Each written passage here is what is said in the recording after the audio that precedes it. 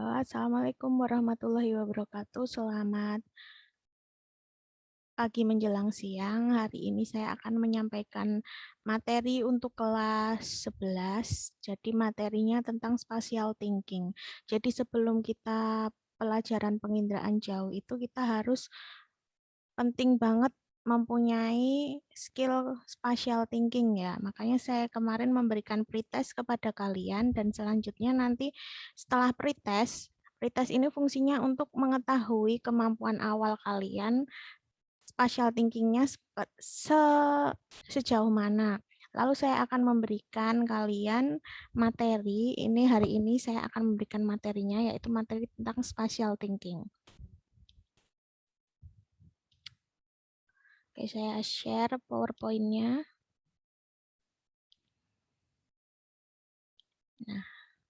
Nah, setelah materi spatial thinking ini, nanti kalian juga akan mengerjakan kembali post test. Soalnya sama seperti yang kemarin. Diharapkan kalian lebih memahami dan lebih bisa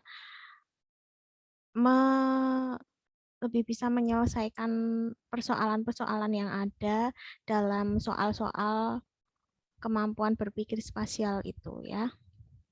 Untuk nilai hanya ada 2 anak yang mendapatkan nilai yang baik dan itu berarti saya yakin anak tersebut pasti sangat cakap dalam menyelesaikan suatu permasalahan ya. Nah, ini materinya langsung saja ke materi supaya tidak berlama-lama. Ini adalah spatial thinking materinya. Nah, tujuan pembelajaran kita belajar tentang spatial thinking itu adalah yang pertama, siswa mampu memahami apa itu spatial thinking.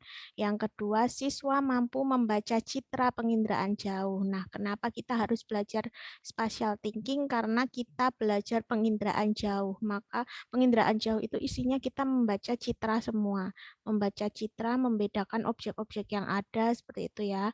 Terus yang ketiga, kemampuan spasial siswa meningkat supaya setelah saya memberikan materi ini, kemampuan berpikir spasial kalian akan meningkat. Harapannya seperti itu. Nah, apa itu spatial thinking? Dari kata spasial. Spasial itu bahasa Indonesianya keruangan ya. Thinking itu berpikir. Jadinya spatial thinking adalah kemampuan berpikir seseorang dalam mentransformasikan bentuk 2 dimensi ke dalam bentuk nyata atau asli. Bisa juga ke dalam bentuk 3 dimensi. Nah, banyak ilmu yang menggunakan spatial thinking, tidak hanya di geomatika, tidak hanya di mata pelajaran penginderaan jauh, tetapi juga pelajaran matematika. Nah, ini biasanya digunakan di tes logika. Terus di geografi atau di geomatika. Nah, ini nanti kita akan pelajari di bagian mana kita harus memakai spatial thinking kita. Nah, kalau di matematika, nah ini gambar segi 4 ya, persegi dalam bentuk 2 dimensi. Nah, kita proyeksikan menjadi, nah kalau di 3 dimensi itu gambarnya seperti ini. Berbeda ya, tapi kalian harus bisa membayangkan dalam persegi 2 dimensi ini kalian bisa kalau di 3 dimensi gambarnya seperti apa, kalian itu harus bisa membayangkannya. Nah, ada juga contoh biasanya kalau kalian nanti masuk di perguruan tinggi atau mau masuk CPNS itu mesti ada psikotes namanya. Nah, ini psikotes ada di bagian soal psikometri. Psikometri seperti ini, bangun ruang juga. Jadi bangun ruang, soalnya contoh-contohnya seperti ini ya. Nih, kayak gini logikanya harus bagus. Mengapa sih dimasukkan ke dalam psikotes spatial thinking itu? Nah, karena seseorang akan lebih cakap dalam hidupnya kalau kemampuan spatial thinking-nya itu bagus, baik gitu. Nah, ini faktanya. Faktanya menurut National Research Council tahun 2006, terdapat 3 karakteristik siswa yang terdidik dengan menerapkan spatial thinking. Siswa tersebut memiliki pengetahuan spasial, keterampilan spasial dalam berpikir dan bertindak. Bersama dengan kemampuan spasial secara lebih rinci dijelaskan sebagai berikut. Nah, siswa memiliki kebiasaan berpikir spasial, mereka mengetahui di mana, kapan, dan bagaimana, dan mengapa harus berpikir spasial. Terus berlatih berpikir spasial melalui informasi. Mereka memiliki pengetahuan yang luas dan mendalam tentang konsep spasial dan representasi spasial. Perintah atas penalaran spasial menggunakan berbagai cara berpikir dan bertindak spasial. Mereka juga telah berkembang dalam hal menggunakan alat-alat pendukung dan teknologi geospasial. Terus selanjutnya untuk mengadopsi sikap kritis terhadap pemikiran spasial. Mereka dapat mengevaluasi kualitas data spasial berdasarkan sumbernya, akurasi, dan reliabilitas data spasial. Mereka dapat menggunakan data spasial untuk membangun, mengartikulasikan, dan mempertahankan pemahaman atau sudut pandang dalam memecahkan masalah dan menjawab pertanyaan. Mereka juga dapat mengevaluasi validitas argumen yang berdasarkan pada informasi spasial. Maka itu kenapa kemampuan berpikir spasial itu sangat penting dan dimasukkan dalam psikotes ya. Karena kemampuan berpikir spasial ini untuk mengukur psikis kalian. Jadi dengan kemampuan kalian membaca bangun ruang tadi, membayangkan. Nah, itu dapat mengukur kemampuan kalian itu dalam menghadapi masalah-masalah itu seperti apa gitu. Lanjut, nah kalau di geomatika itu ada di mata pelajaran penginderaan jauh. Nah, cara apa mengasah kemampuan berpikir spasial kita itu di mata pelajaran penginderaan jauh. Apa definisi penginderaan jauh? Nah, ini menurut Lillison dan Kiefer, penginderaan jauh adalah ilmu atau teknik dan seni untuk mendapatkan informasi tentang objek, wilayah, atau gejala dengan cara menganalisis data-data yang diperoleh dari suatu alat tanpa berhubungan langsung dengan objek, wilayah, atau gejala yang sedang dikaji. Jadi ini juga penting ya, karena kita semacam apa ya, kita tidak langsung ber bersinggungan, tapi kita menganalisis data itu nggak berhubungan langsung dengan objeknya, jadi dengan citranya, dengan gambarnya saja kita bisa mengidentifikasi. Makanya kita perlu banget kemampuan berpikir spasial. Kenapa? Karena yaitu kita membayangkan objek yang ada di citra itu di aslinya seperti apa sih? Nah, itu yang harus kita latih. Nah, ini penggambaran proses pengambilan data penginderaan jauh. Nah, ini ya. Jadi sumber energinya dari matahari. Jadi ini nanti ada apa?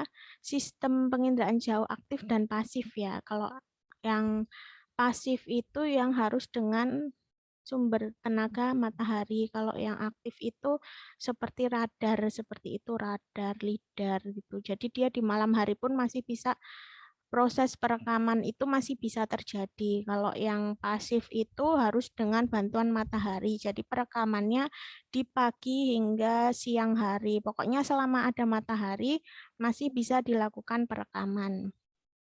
Nah, kalau lidar, kalau radar itu kan termasuk sensornya sensor aktif ya. Jadi dia di malam hari pun masih bisa melakukan perekaman gitu. Nah, ini satelitnya. Satelit itu sebagai wahana objek. Objek itu ini. Jadi area permukiman, jalan, tanah liat, rumput, air, hutan ini adalah sebuah objek.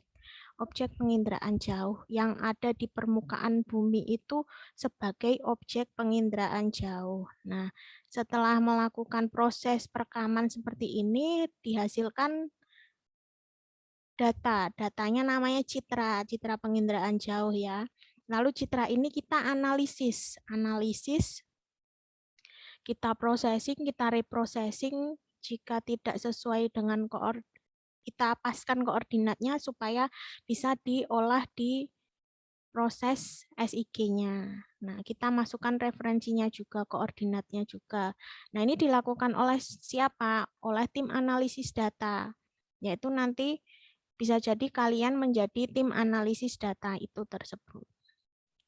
Nah, terus habis itu setelah di reprocessing kita bisa mengolahnya, bisa untuk digunakan untuk macam-macam, kayak digunakan untuk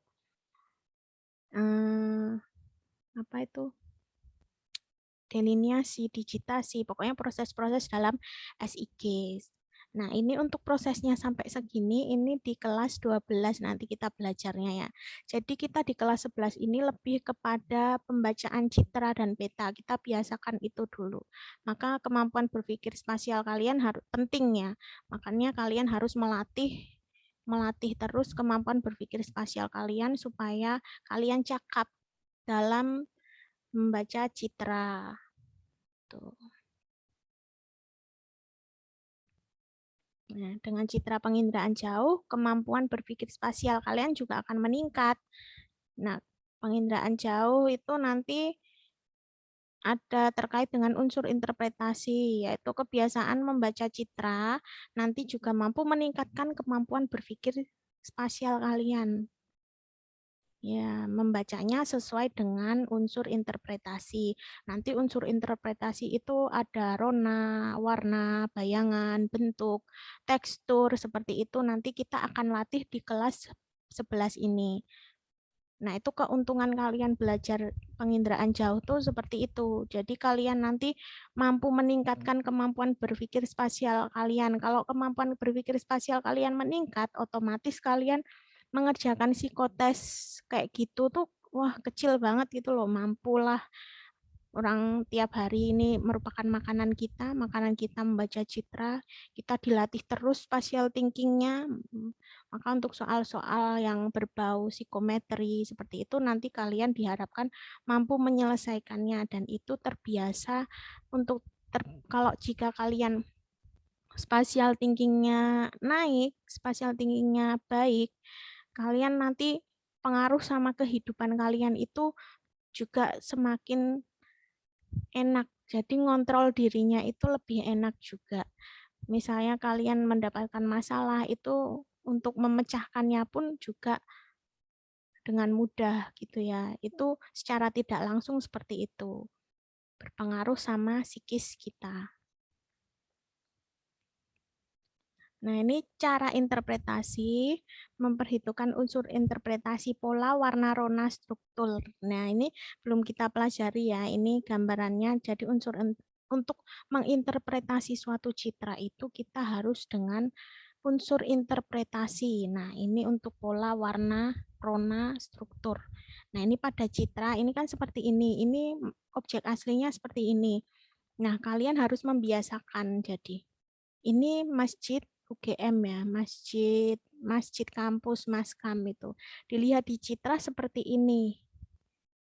Terus aslinya aja seperti ini. Nah, ini kan agak beda ya. Jadi kalian itu bisa memandang dari berbagai sisinya gitu loh.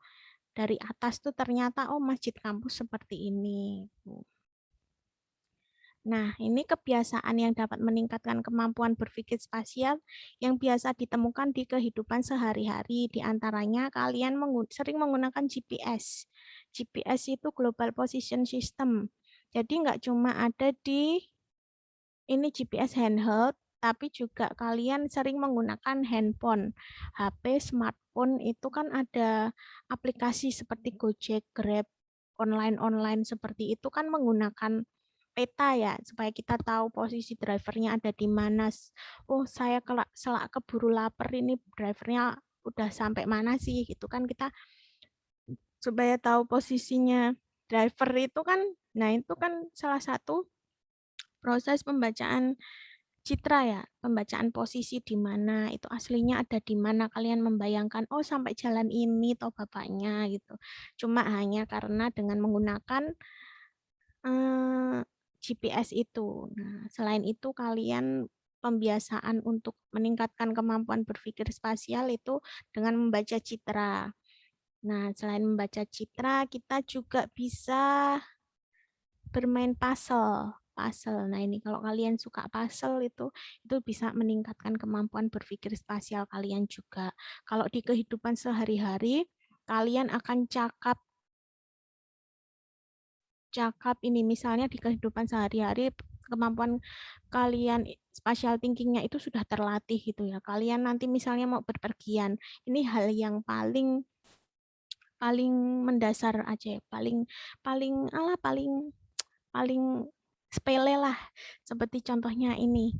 Jika kalian berpergian, kalian kan menggunakan koper, barang bawaan kalian itu banyak sekali, banyak bajunya, sedangkan kalian berpergian kan males gitu, misalnya males untuk mencuci pakaian terus-menerus, padahal kalian pergi di daerah yang cuacanya dingin gitu kan. Jadi kalian harus jadi kalian harus membawa pakaian yang banyak, itu banyak dan perlengkapan-perlengkapan semua itu banyak. Pokoknya intinya banyak lah. Dan dimasukkan dalam koper. Kopernya itu kecil, jadi nggak besar. Kopernya itu kecil dan kalian juga nggak bisa bawa besar-besar karena kalian nggak kuat juga kan bawanya. Nggak mungkin kopernya satu satu truk gitu kan nggak mungkin. Nah, kita karena kemampuan berpikir spasial kita sudah cakap ya, kita itu bisa mengatur mengatur pakaian-pakaian kita itu supaya semuanya masuk dalam koper dan cukup. Nah, itu salah satu hal sepele karena kecakapan kemampuan berpikir spasial kalian. Salah satunya itu. Terus sama mengatur rumah supaya cukup seperti itu kan kita bayangkan ya. Kita bayangkan, oh ini cukup di sini nih, cukup sehingga ruangan sekecil apapun itu bisa muat gitu, dimasukin perabotan yang bejibun banyaknya seperti itu. Itu hal sepelenya dan hal yang paling paling berguna banget spatial thinking ini yaitu untuk tes psikotes kalian. Jadi untuk masuk pekerjaan jika kalian ingin bekerja di bidang yang internasional misalnya kan nasional gitu kan butuh psikotes ya. Nah, psikotes itu kalau kalau kemampuan berpikir spasial kalian itu cakap, nanti akan mudah lah mengerjakan kayak gitu loh.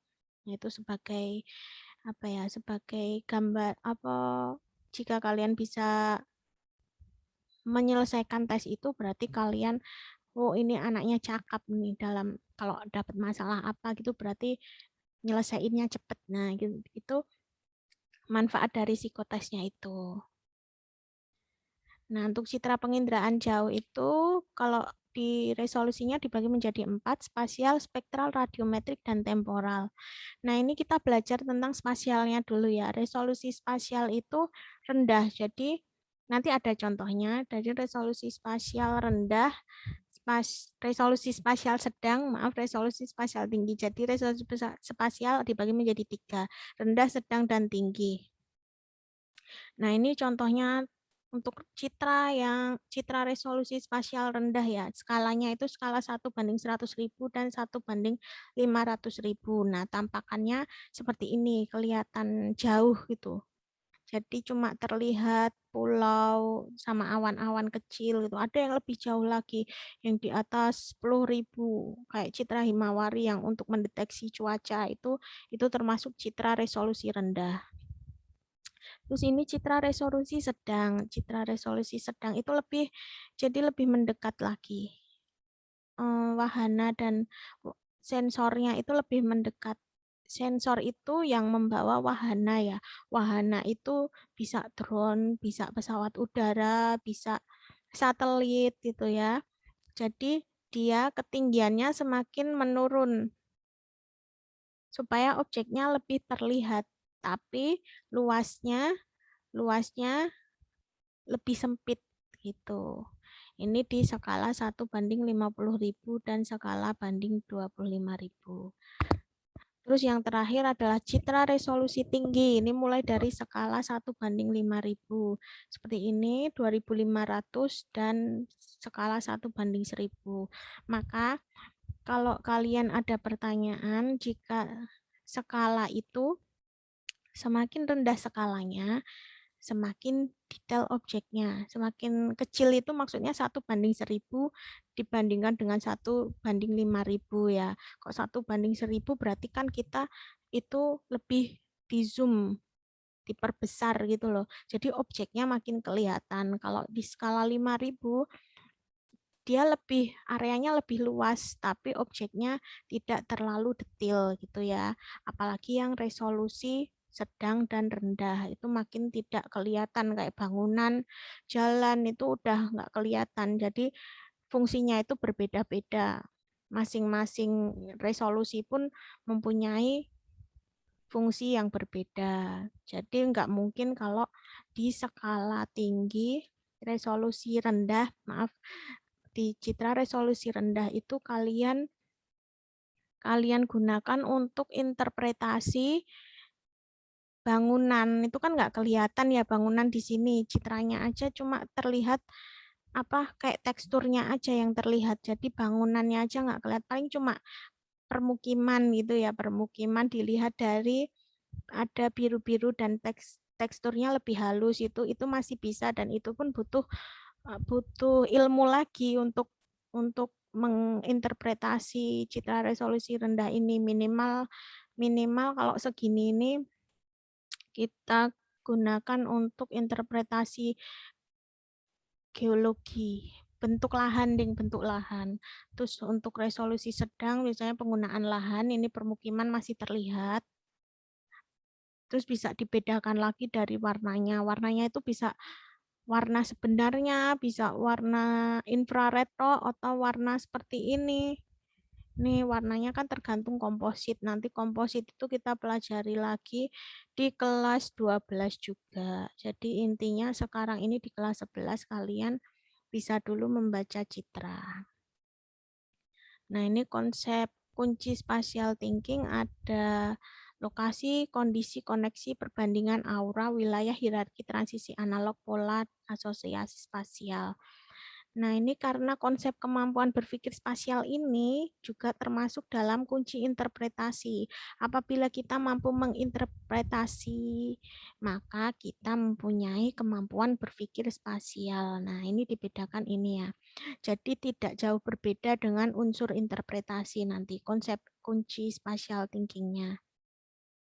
Lokasi itu menunjukkan misalnya lokasi di mana fitur ini terletak, misalnya masjid tadi ya, kalau dilihat dari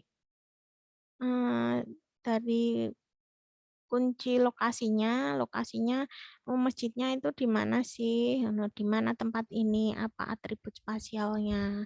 Nah, itu. Terus untuk kondisi karakteristik tempat ini tempat apa itu, tempat tadi ada contohnya, ada masjid kampus itulah, ini adalah masjid kampus UGM, tempat ibadah orang umat Islam gitu ya. Terus untuk koneksi menunjukkan bahwa tempat ini terkait dengan tempat-tempat lain. Jadi contohnya bagaimana tempat ini terkait dengan tempat-tempat lain ya gitu. Ya koneksinya untuk apa gitu, ada jalannya kah gitu. Terus perbandingan,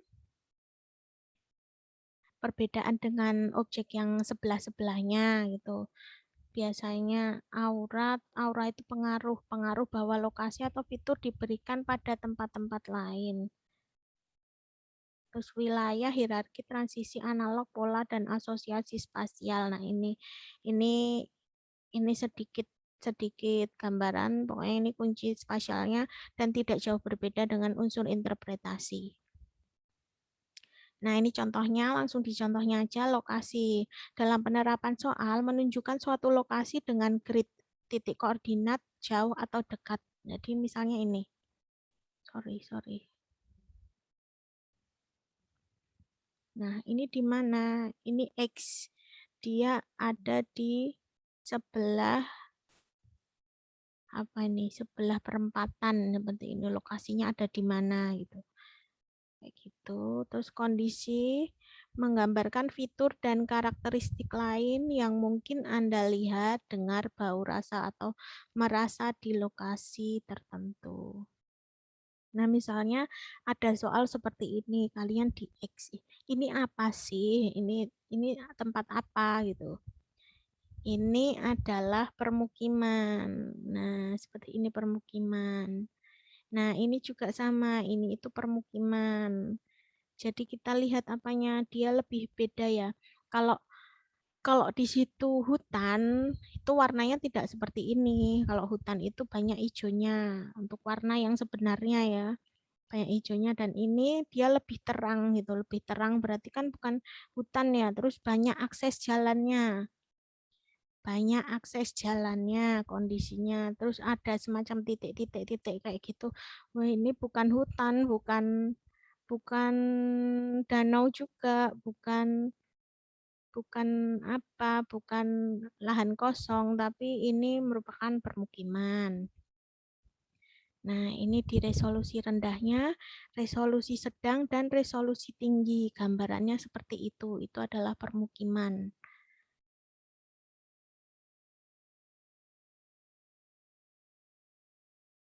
Nah, ini juga ada.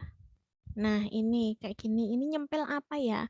Kalian lihat dulu. Misalnya ini warnanya biru. Oh, sama kayak ini. Ini apa sih? Oh, kamu tahu ini Samudra Samudra Hindia. Berarti apa objeknya itu mengandung air gitu. Mengandung air berarti air-air yang ada di daerah tengah tengah daratan itu apa ya gitu. Kalau sungai kan bentuknya memanjang. Nah, ini membentuk pola gitu. Pola seperti apa? Danau, danau atau rawa. Nah, itu gambar aslinya seperti ini. Rawa pening ini ya kayaknya. Iya. Jadi nggak mungkin sungai, nggak mungkin. Nah, itu kalian pikir. Terus perbandingan.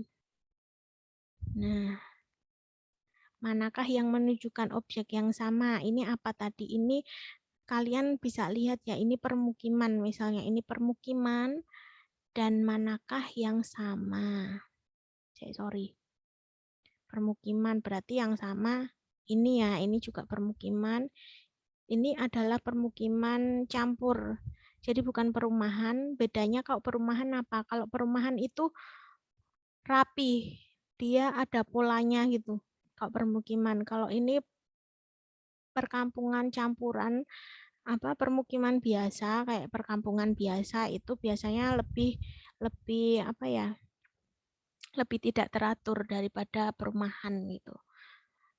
Nah, ini kan juga agak membaur. Nah, itu kalian samakan, bandingkan mana sih yang sama. Contohnya ini apa ini?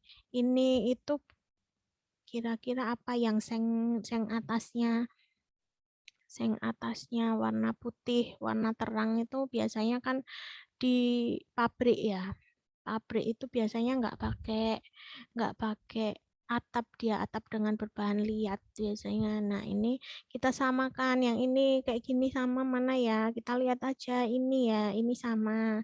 Nah, nanti soalnya biasanya kebanyakan seperti itu. Nah, ini ada juga mana yang sama permukiman. Permukiman yang paling padat. Jadi membandingkan permukiman mana yang paling padat. Itu yang paling padat berarti kan makin jarang vegetasinya ya, makin jarang tanamannya yang apa tumbuhan-tumbuhannya itu jarang. Jadi dia padat padat rumah. Jadinya hijaunya tuh lebih jarang. Kayak ini contohnya berarti yang nomor 1 ya. Nah, ini kan ini hijau-hijau semua. Ini kan berarti ini ada hutannya, ada hutan, ada kebun dan ini lebih jarang dan ini menunjukkan permukiman itu karena ada coklat-coklatnya titik-titik ini itu adalah atap. Itu ya. Nah, ini juga ada tekstur bentuk lahan yang paling halus ya. Kira-kira kalian ngelihat mana yang paling halus, mana yang paling kasar. Yang paling halus itu menurut saya, nah yang ini laut ya, ini halus kan terlihat. Kita ngelihat dari mata itu, mata telanjang itu dia halus. Nah, ini kasar. Nah, ini halus, cuma dia ada polanya ya, ada ini loh ada biru-birunya titik-titiknya kok ini kan benar-benar halus ya warnanya sama jadi terlihat halus yang paling halus itu ini apa samudra laut. Nah, aura atau pengaruh menggambarkan pengaruh bahwa tempat dapat memiliki lokasi tetangga. Nah, ini apa tadi? Ini bukan masjid. Ini adalah apa Monjali, Monumen Jogja Kembali ya. Nah, ini dilihat dari eh, dari citra. Apa pengaruh objek terhadap bangunan di sekitar? Nah, ini kan tentu saja di sekitar itu lebih banyak usaha kuliner yang menjamur karena mesti kan orang liburan ke sini mesti kan lapar ya. Kalau lapar itu kan pasti pasti nyari makanan. Nah, itu makanya penting banget di kita harus sebentar nanti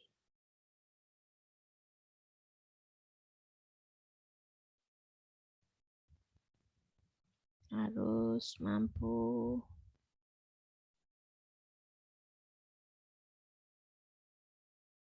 harus apa yaitu namanya aura atau perbandingan. Ini kelihatan nggak ya? Aduh, kok gini? Sorry. Nah, itu. Ini aura. Jadi pengaruh dari objek itu.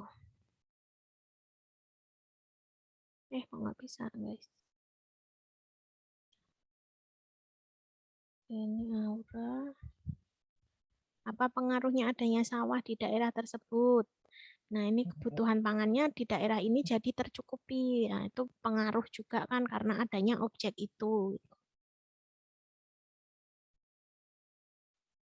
Apa pengaruh bertempat tinggal di daerah dekat pantai? Dekat pantai ini pengaruhnya apa?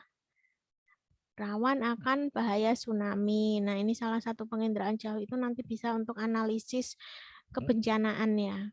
Jadi, mana daerah yang rawan akan tsunami, yang aman dari tsunami itu bisa kita analisis dengan penginderaan jauh. Nah, ini kunci wilayah menggambar garis di sekitar semua tempat yang memiliki karakteristik serupa atau terkait dalam beberapa cara. Nah, di mana saja sawah berada, sawahnya di mana aja. Kalian tahu nggak sawah di mana? Sawah itu mesti polanya rapi. Kalian kalau lihat sawah biasa aja, lihat biasa di dekat rumah kalian misalnya, itu kan rapi ya, dia ada jalurnya gitu untuk tempat jalannya, untuk irigasinya, untuk sawahnya gitu kan ada ya. Jadi kalian sawah itu yang ini nih sawah. Kok ini sungai? Ya ini sungai. Kenapa sungai? Dilihat sebelahnya. Sebelahnya itu apa? Ini hutan ini. Hutan. Ini tanaman-tanaman. Biasanya kan tanaman yang hidup di pinggir sungai itu kan airnya tercukupi ya. Makanya dia lebih subur dibandingkan dengan yang ada di permukiman gitu. Permukiman kan pengairannya kurang mesti dan itu harus manual. Nah, ini sawah.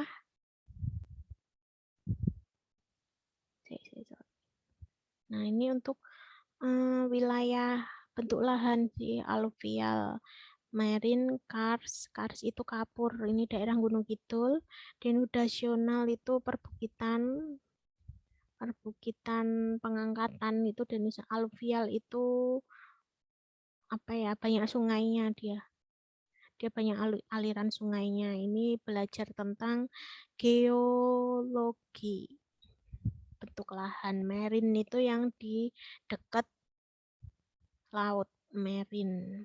Ya, dia berpasir atau berkarang kayak gitu. Itu nanti ini sepintas aja kita belajar ini.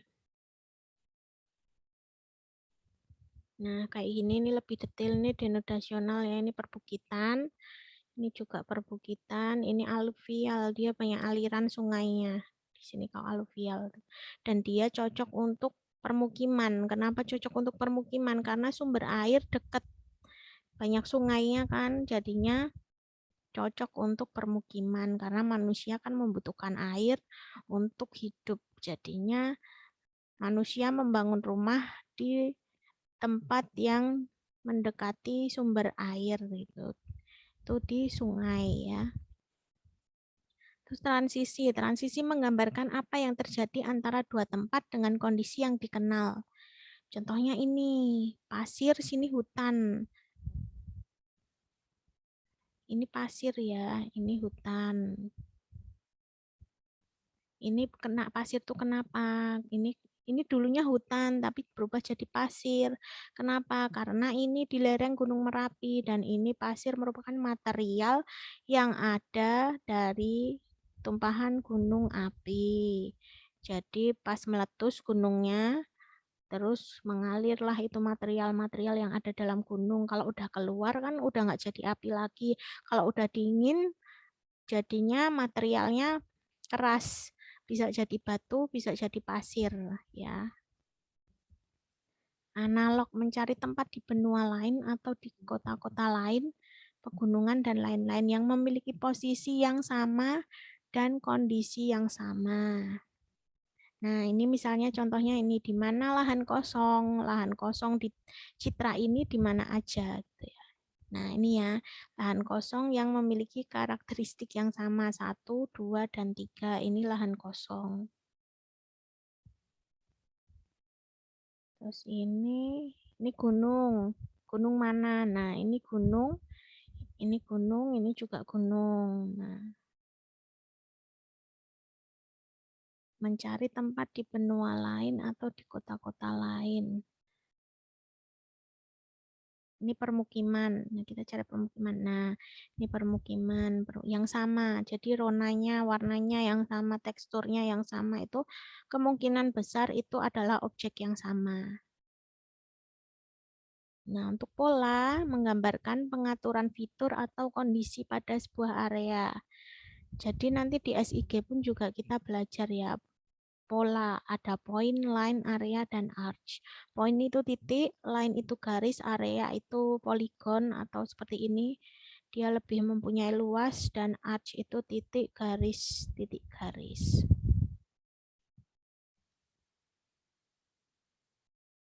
Nah, ini pola misalnya jalan itu kan polanya garis, bukan area ya.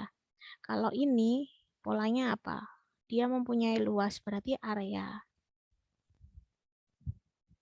Nah, ini titik, ini poin ya, poin titik untuk menunjukkan letak gunung api. Jadi cuma untuk menunjukkan titik puncaknya itu di sebelah sini. Terus ini aliran sungai itu garis line. Terus ini area area bahaya pertama itu bahaya pertama. Jadi berapa meter dari ini pokoknya area ini KRB 1. KRB 1 ini area namanya. Jadi yang ini titik, ini garis, ini area. Nanti untuk membedakan di pengolahan SIG juga. Terus asosiasi spasial mengidentifikasi sejauh mana fitur memiliki pola peta yang sama. Nah, ini juga ada di unsur interpretasi. Objek apa yang ada yang dekat-dekat laut? Objek apa yang dekat dengan laut? Ini apa? Permukiman ternyata. Mengingatkan kepada kita semua untuk melaksanakan protokoler kesehatan. Ini sama, dekat laut, ini permukiman, mesti dekat dengan air, sumber air ya. Karena manusia membutuhkan air. Melindungi dan melimpahkan kesehatan kepada kita semua. Nah, ini juga sorry ya, kriteria kawasan yang berpotensi untuk permukiman dekat jalan, penggunaan lahan dan lahan kosong. Penggunaan lahan kosong. Nah, pasti juga dekat dengan jalan karena itu merupakan akses ya, akses. Jadi untuk pergi kemana kita nggak mungkin kita di tengah-tengah hutan ada rumah, kita lewatnya kemana, kalau mau kemana-mana gitu. Pasti dekat dengan jalan untuk sebagai akses. Oke, sekian. Jika ada yang ditanyakan, silahkan ditanyakan via grup WhatsApp. Jika tidak ada yang ditanyakan, silahkan kerjakan post test di e-learning. Terima kasih. Sekian. Wassalamualaikum warahmatullahi wabarakatuh.